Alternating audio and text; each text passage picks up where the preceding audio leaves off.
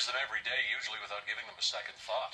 With our generally rugged landscape and, of course, plenty of moving water, there's no shortage of bridges and overpasses around here, thousands of them, in fact. And while some appear to be in pretty bad shape, the experts tell us most are actually structurally sound, at least for now. While the Trudeau government has promised billions in infrastructure spending, it doesn't look like much of it will go toward fixing our bridges. And in the meantime, CTV's Bruce Frisco finds we are barely bridging the gap. It was late summer nearly 10 years ago, and like so many disasters, it happened completely without warning. On that terrible day, a 20-meter section of overpass let go on a busy road linking Montreal with Laval. 5 people were crushed, 6 others injured. Quebec's premier at the time seemed stunned, lost for words. The initial information we have leads us to not be able to understand how the bridge fell.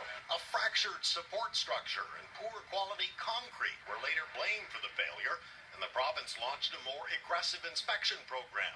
Dozens of spans in Quebec were marked for demolition and major repairs. In our part of the world, bridges and overpasses are perhaps even more common. Some of us cross a half dozen or more simply commuting to work. And every one of them gets a little weaker every passing day. The worst enemy to bridges is salt water, and corrosion. Will Crocker ought to know. He gets paid to inspect Nova Scotia bridges. Our salty air, coupled with the hundreds of truckloads of road salt we use every year, relentlessly eats away at the concrete and metal. Painting slows down the process, but rust ultimately wins, expanding and cracking even the heaviest of concrete.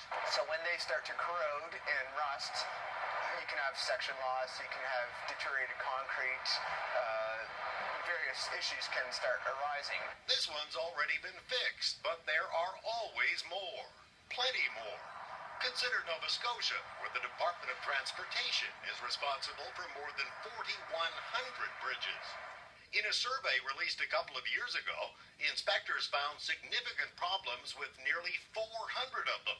A shocking number were rated as poor or serious by inspectors. An ongoing problem for the Nova Scotia government, which costs taxpayers tens of millions of dollars every year. So for this year's budget of the $220 million in capital, $50 million is allocated for bridges. Of that, there's about 15 that's maintenance on current bridges, overpasses, and 35 which is brand new, entirely new structures. And then there are the old railway bridges. No shortage of these around here either, and they have to be regularly inspected as well. So the Trudeau Liberals have promised tens of millions of dollars in infrastructure spending, but a familiar face around here points out federal money always comes with significant strings attached. We all want safe roads. We all want good bridges. Former Nova Scotia Premier Darrell Dexter is now vice chair of a consulting firm that specializes in lobbying the federal government. He notes infrastructure money from the feds usually has to be matched by the province or city that wants it.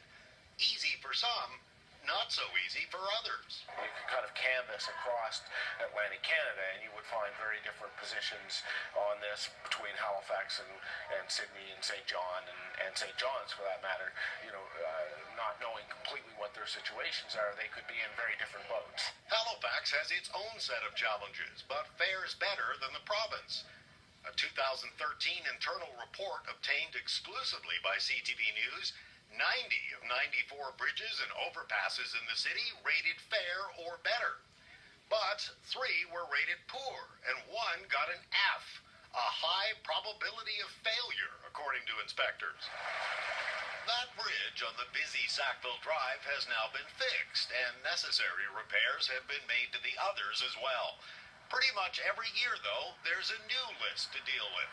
Still, the city hasn't specifically asked Ottawa for any infrastructure money for bridge repairs or upgrades. But, we'll wait and see what the priorities are of the federal government as they give us more details on the 3 new sort of buckets of funding that total almost $60 billion. In truth, the Liberals have pledged $125 billion over the next decade. Nova Scotia estimates 400 of its bridges and overpasses will have to be removed or replaced in that time. Tough decisions and preventative measures in the years ahead in hopes of avoiding another terrible day like the one near Montreal in the summer of 2006. Bruce Briscoe, CTV News, Halifax. Quite a story. Thank you, Bruce. Our lifeline is available to